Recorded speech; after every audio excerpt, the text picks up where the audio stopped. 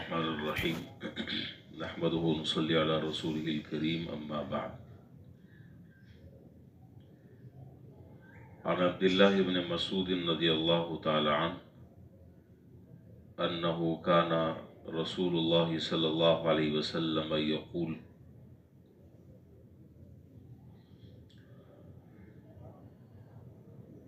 حضرت عبداللہ بن مسعود رضی اللہ تعالی عنہ سے روایت ہے کہ جناب نبی کریم صلی اللہ علیہ وسلم اپنی دعا میں اس دعا کو شامل فرماتے: اللہم انا نسألک الہدی والتقی والعفاف والغنی۔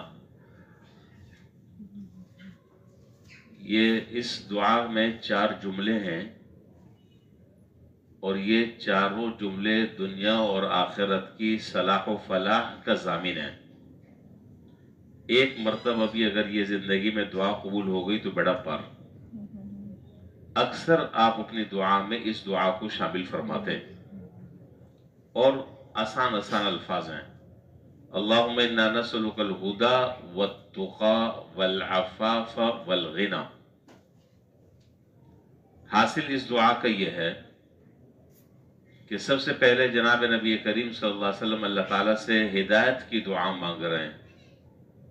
ظاہر ہے کہ اگر آدمی کو ہدایت مل گئی اور وہ ہدایت پر اس نے چلنا شروع کر دیا تو پھر تو منزل تک پہنچ جائے گا۔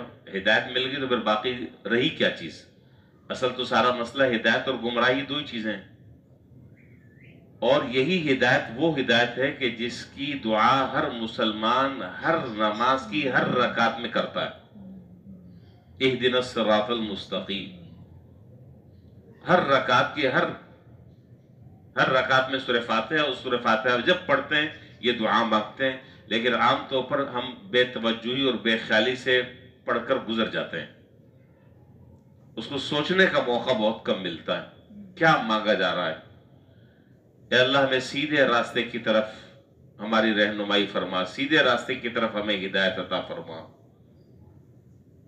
بہرحال اللہ تعالیٰ سے ہدایت مانگنے کی چیز ہے۔ آدمی کا پتہ نہیں چلتا کہ کس وقت آدمی کا دماغ گھوم جائے اور اللہ نہ کرے آدمی سیدھے راستے سے ایک دم یو ٹرن لے لے۔ تو اس لیے ہمیشہ ڈرتے بھی رہنا چاہیے اور اللہ تعالیٰ سے ہدایت کی دعا بھی مانگتے رہنا چاہیے، سوچ کر سمجھ کر۔ والتقی، دوسری اس دعا میں جو دوسرا لفظ ہے وہ ہے: اے اللہ تقوی عطا فرما، پرہیزگاری عطا فرما۔ تقوی کا معنی یہ ہے کہ جن کاموں کو کرنا ہے اس کی توفیق دے دے، اور جو کام آپ کی ناراضگی کا سبب بنتے ہیں اس سے حفاظت فرما۔ یعنی جو مأمورات ہیں ان کی توفیق عطا فرما، اور جو منہیات ہیں ان سے بچا، اس سے حفاظت فرما۔ یہی ہے تقوی، گناہوں سے بچنا، اللہ کے مرضی والے کاموں کو کرنا اور اللہ تعالیٰ کو ناراض کرنے والے اعمال سے اپنے آپ کو بچانا، اسی کو تقوی کہتے ہیں۔ والعفاف، اے اللہ عفت عطا فرما، پاک دامنی عطا فرما۔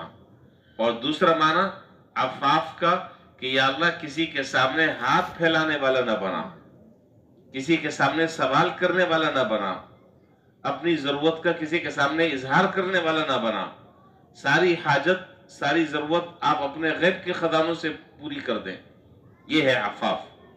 والغنا، غنا عطا فرما۔ غنا کا معنی کہ یا اللہ جو آپ نے میرے لیے رزق مقدر فرمایا ہے، جو روزی مقدر فرمائی ہے، اس پر قناعت کی توفیق عطا فرما، اس پر شکر کی توفیق عطا فرما۔ یہ نہیں کہ جتنا مل رہا ہے کم ہے، جتنا مل جائے کم ہے۔ یہ جہنم تو کبھی بھی نہیں بھرتی، اس کو تو قبر کی مٹی ہی بھر سکتی ہے۔ جتنا مل رہا ہے خیر و برکت والا، عافیت والا، عزت کے ساتھ مل جائے بس کافی ہے۔ ایک اور حدیث ہے صحیح بخاری کتاب الزکوٰۃ میں، وہ حدیث تو ذرا سی لمبی ہے لیکن میری گفتگو سے متعلق اس کا ایک پیراگراف ہے، وہ میں ذکر کرنا چاہ رہا ہوں۔ وہ حدیث لمبی ہے۔ اس حدیث میں جناب نبی کریم صلی اللہ علیہ وسلم نے یہ ارشاد فرمایا: الید العلیا خیر من الید السفلی وابدأ بمن تعول وخیر الصدقۃ ما کان غنى ظہر غنى ومن یستعفف युइफ़्फ़हु अल्लाह व मन यस्तगनी युगनिहि अल्लाह। बस ये जो आखिरी जो पैराग्राफ है हदीस का, ये मेरी गुफ्तगू से मुताल्लिक है।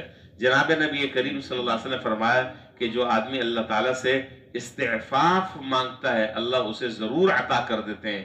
जो अल्लाह ताला से इस्तिग़ना मांगता है, अल्लाह ताला उसको गनी बना देते हैं, अल्लाह ताला उसको इस्तिग़ना नसीब कर देते हैं।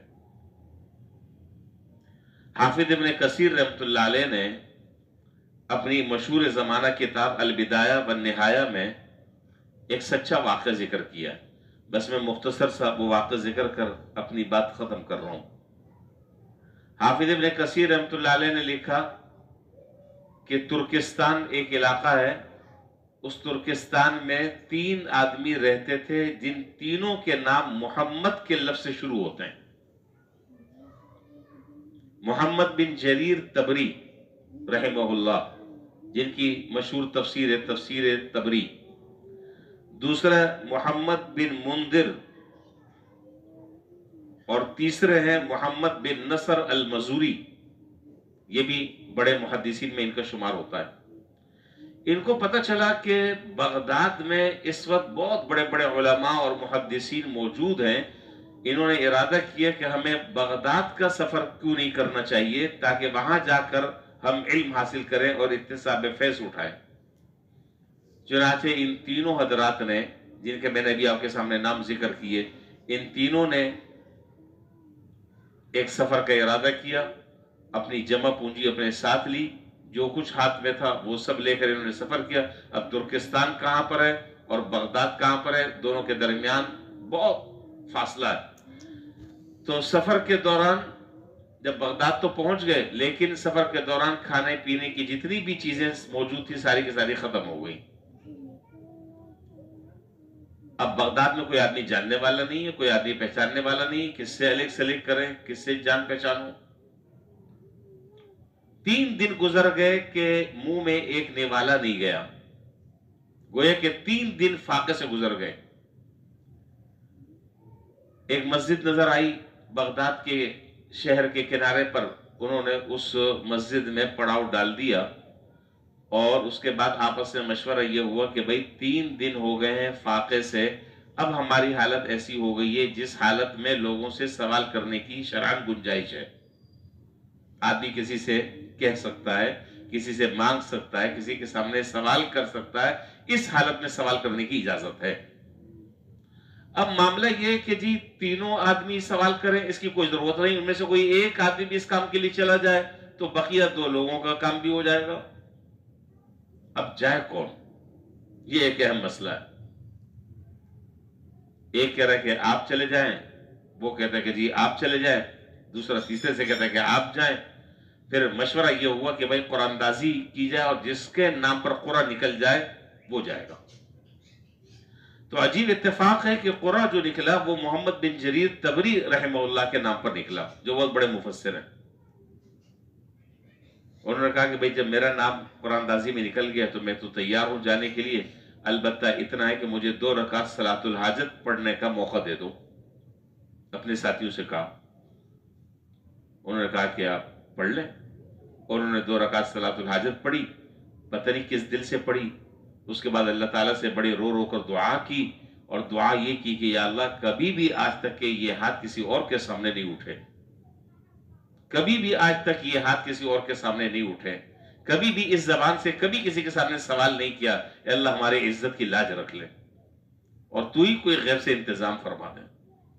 कहते हैं कि अभी वो दुआ मुकम्मल भी नहीं कर पाए थे कि उस मस्जिद के दरवाजे पर एक साहब आए बहुत बड़ा ख्वाल लेकर, जिसमें मुख्तलिफ किस्म के खाने थे, और उस आदमी ने तीनों आदमियों के नाम लिए कि तुम मोहम्मद बिन जरीर तबरी, मोहम्मद बिन मुंदिर और मोहम्मद बिन नसर अल मजूरी, ये तीनों आदमी कौन है।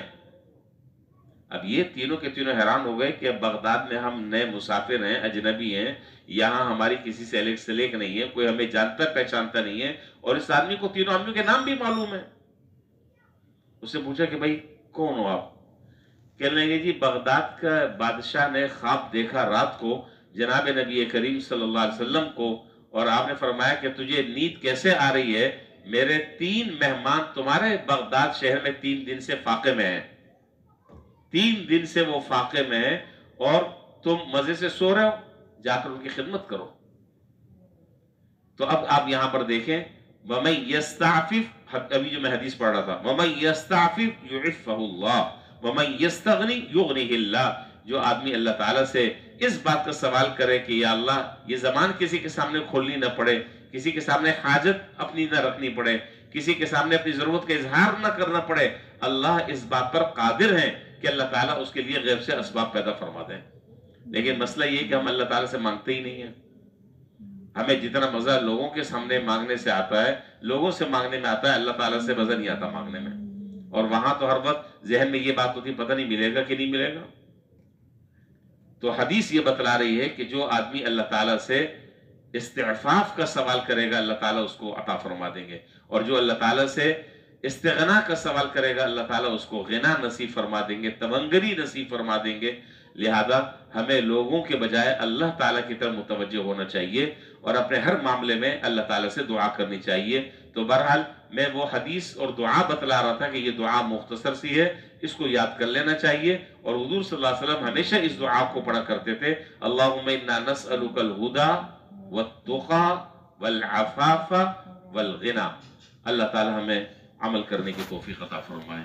وآخر دعوانا الحمدللہ رب العالمین۔